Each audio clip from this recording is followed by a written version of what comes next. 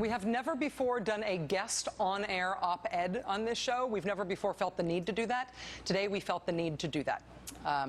It's next. After this morning's birth certificate press conference at the White House prompted everybody on Earth to say, wow, so that happened. MSNBC contributor Goldie Taylor was much more loquacious and eloquent than anybody else I know. She posted a remarkable response at thegrio.com. My initial instinct was to go all Subterranean Homesick Blues and just put Goldie's piece on cue cards and have you read it while I shut up.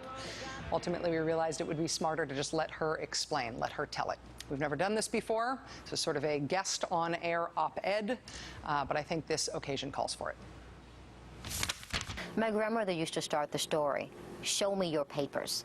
That's what the police officer said to Major Blackard, her great-grandfather, when he was just 19 years old. Major dug into the trousers of his wallet, patted his jacket, but he couldn't find his billfold. "Sir, I done left my wallet," he said. But before he could finish his sentence, the young man was posted against a brick wall, cuffed, and taken to the St. Louis City Jail. Unable to prove his identity, he would spend the next 21 days in a cramped, musty cell. That's where his older brother Matt found him. He had been beaten and was bloodied. Matt returned with Major's employer later that day, wallet and identification card in hand. They needed to post bond, and the police officer needed to see a white face. The year was 1899, and Major Blackard was my great-great-grandfather. The real crime was that Major Blackard was a man of color living in America in 1899.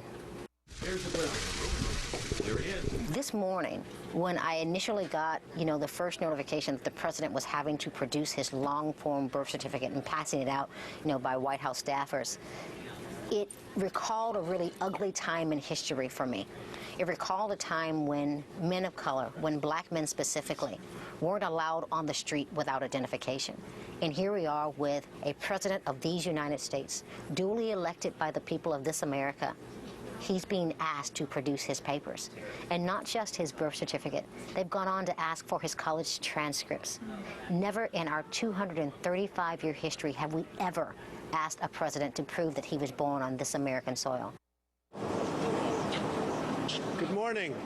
In a stunning show of unchecked ego, Donald Trump quickly hosted a press conference. He took credit for forcing our president to hand over his birth certificate.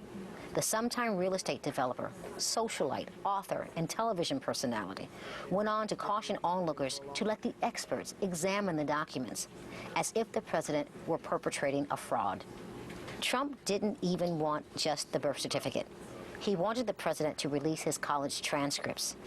His implication is that Barack Obama was the beneficiary of affirmative action and that he took the place of a more qualified white student.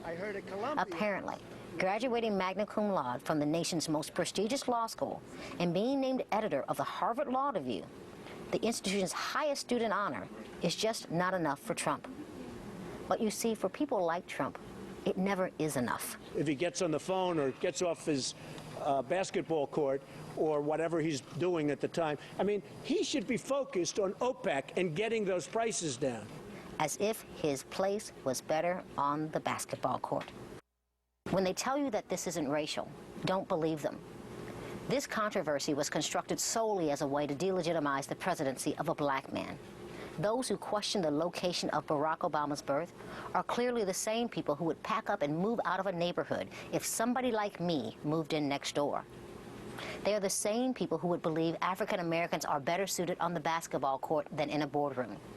When they say they want to take their country back, they mean from us. Goldie Taylor's full article in response to this presidential press conference today is posted at thegrio.com. Highly recommended, and thanks, Goldie, for doing our first ever guest op-ed.